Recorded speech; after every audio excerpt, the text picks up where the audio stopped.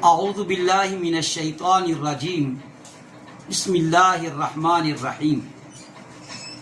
آج ہماری گفتگو کا موضوع ہے فضائل محرم الحرام اور ہمارے کرنے کے کام۔ محرم الحرام کی پہلی فضیلت تو یہ ہے کہ سورۃ التوبہ آیت نمبر 36 سے اس بات کا ثبوت ملتا ہے کہ جس دن سے آسمان اور زمین کی تخلیق ہوئی ہے اللہ کے نزدیک مہینوں کی تعداد 12 ہے۔ 12 مہینوں میں سے 4 مہینے حرمت والے ہیں اور ان 4 مہینوں میں سے ایک مہینہ محرم الحرام ہے۔ اور دوسری فضیلت اس کی یہ ہے کہ اللہ کے رسول صلی اللہ علیہ وآلہ وسلم نے اسے شہر اللہ کہا ہے، یعنی اللہ کا مہینہ۔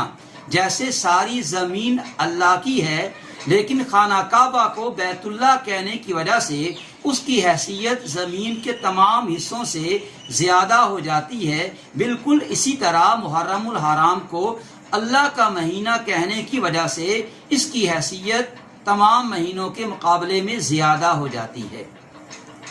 اور اس کی تیسری فضیلت یہ ہے کہ محرم الحرام میں ایک دن ایسا ہے جسے یوم عاشوراء اور یوم عظیم کہا گیا ہے۔ اللہ کے رسول صلی اللہ علیہ وآلہ وسلم رمضان المبارک کے روزوں کی فرضیت سے پہلے یوم عاشوراء کے روزے کا اہتمام کیا کرتے تھے۔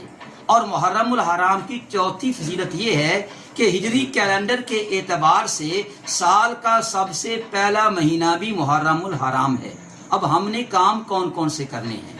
پہلا کام ہم نے جو کرنا ہے کہ نئی امیدوں، تازہ ولولوں اور پرخلوص دعاؤں سے نئے مہینے اور نئے سال کا آغاز کرنا ہے۔ اللہ کے رسول صلی اللہ علیہ وآلہ وسلم اپنے صحابہ کرام کو یہ دعا سکھایا کرتے تھے، اللہم ادخلہ علینا بالامن والایمان والسلامتی والاسلام ورضوان من الرحمن وجوار من الشیطان۔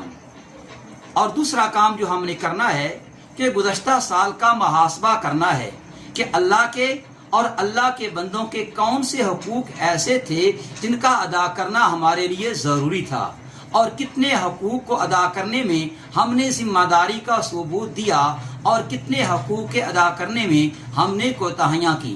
یعنی گزشتہ سال کا محاسبہ کر کے آئندہ سال کی بہترین منصوبہ بندی کرنی ہے، کیونکہ ہر گزرتے دن کے ساتھ ہمارے عمل کی مہلت کم ہوتی جا رہی ہے اور ہم اپنی موت کے قریب ہوتے چلے جا رہے ہیں۔ اور تیسرا کام جو ہم نے کرنا ہے 9 محرم الحرام اور 10 محرم الحرام کو روزوں کا اہتمام کرنا ہے۔